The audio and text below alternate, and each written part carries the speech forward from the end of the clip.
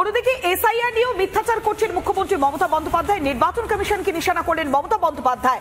4 দিন বাড়ি না থাকলে তালিকা থেকে নাম বাদ। কমিশনের নির্দেশ নিয়েও মিথ্যাচার করছেন। রোহিঙ্গাদের নাম বাদ যাওয়ার কি ভয় পাচ্ছেন মমতা বন্দ্যোপাধ্যায়? ভুয়ো ভোটার কমে যাওয়াতে কি ভয় পাচ্ছেন মমতা বন্দ্যোপাধ্যায়? কেননা নির্বাচন কমিশনের যা নির্দেশ, সেই নির্দেশকে বিকৃত করছেন কে? না তৃণমূল নেত্রী মমতা বন্দ্যোপাধ্যায়। কারণটা কি? তিনি ভয় পাচ্ছেন রোহিঙ্গা এবং অনুপ্রবেশকারীদের যদি ভোট ব্যাংকটা কমে যায় তাহলে কি করবেন মমতা বন্দ্যোপাধ্যায়? এই অভিযোগ বারবার করছে বিরোধীরা। কিন্তু নির্বাচন কমিশন এবং মমতা বন্দ্যোপাধ্যায় কি দাবি করছে একবার দেখাই। মমতা বন্দ্যোপাধ্যায় বলছেন বাড়িতে কাউকে না পেলে 4 দিন বাড়িতে না থাকলেই নাম বাদ যাচ্ছে। মমতা বন্দ্যোপাধ্যায় তৃণমূল নেত্রী, রাজ্যের মুখ্যমন্ত্রী, তিনি এই প্রশ্ন তুলেছেন। কমিশন কি বলছে? 1 মাসের মধ্যে নাম তোলার সুযোগ থাকছে।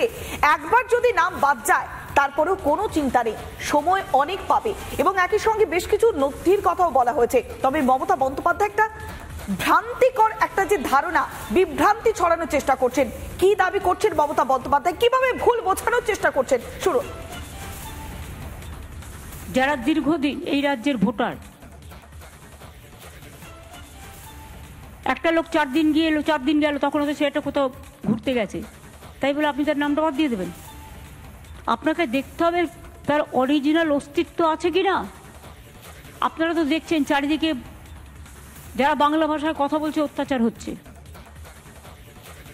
শুনলেন মমতা বন্দ্যোপাধ্যায় কি দাবি করলো আর নির্বাচন কমিশন কি বলছে, একবার আপনাদেরকে দেখানোর চেষ্টা করি। মমতা বন্দ্যোপাধ্যায় বলছেন যে বাড়িতে কেউ না থাকলে নাকি তার নাম বাদ যাচ্ছে। বাড়ি বাড়ি গিয়ে সমীক্ষা। এসআইআর কি নির্দেশিকা দিয়েছে যে নথি সহ জানাতে হবে বাড়ির সদস্য সংখ্যা এবং পরিবারের কতজনের মৃত্যু হয়েছে তাও জানাতে হবে এই সমীক্ষাতে। পরিবারের কেউ যদি অন্যত্র থাকে তাহলে তার নথিও তুলে ধরতে হবে। এসআইআর সংক্রান্ত যে সমস্ত ফর্মগুলো রয়েছে তা বিএলওদের কাছে দিতে হবে। নির্দিষ্ট সময় পরে ফর্ম সংগ্রহ করা হবে। সংগ্রহ করা ফর্ম দিতে হবে কমিশনের কাছে। বাড়ির নাম্বার দিয়ে মানচিত্র তুলে ধরা হচ্ছে, অর্থাৎ সবটাই পরিষ্কার। বুথ অনুযায়ী নির্দিষ্ট করতে হচ্ছে বাড়ির নাম্বার। বাড়ির নাম্বার অনুযায়ী নথিভুক্ত হচ্ছে সমস্ত তথ্য। ভাড়াটিয়াদের ক্ষেত্রেও বিশদে তথ্য নথিভুক্ত করা হচ্ছে। প্রবীণ বিশিষ্টদের সাহায্য নিচ্ছেন কারা? না বিএলওরা। বিএলও অ্যাপে আপলোড করতে হবে সমস্ত নথি। ভোটার আধার সংযুক্ত না থাকলে তা করবেন বিএলওরাই। অ্যাপের মাধ্যমে সংযুক্তিকরণের ফর্ম পূরণ করা হবে। ঠিক কোন কোন পদে কোন কোন দায়িত্ব থাকছে বিএলওদের, কি কি গুরুত্বপূর্ণ দায়িত্ব সামলাতে হবে। বাড়ি যদি তালাবন্ধ থাকে তাহলে বিকল্প ব্যবস্থা নিতে হবে। নির্দিষ্ট ফর্ম বাড়িতে রেখে আসবেন বিএলওরা। বন্ধ বাড়িতে 4 বার যেতে হবে বিএলওদের। সংগ্রহ করতে হবে ফোন নাম্বার, অর্থাৎ বাড়ির কেউ না থাকলে ফোন নাম্বার সংগ্রহ করতে হবে। ফোন করে জানাতে হবে সমস্ত কিছু বিস্তারিত তথ্য।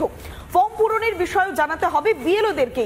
পরিবারের সঙ্গে যোগাযোগ যদি না করা যায় সেক্ষেত্রে কমিশনে জানাবেন আধিকারিকরা। অর্থাৎ 4 বার গেলেন তারপরে যোগাযোগ না করতে পারলে সময় দেওয়া হবে কতদিন?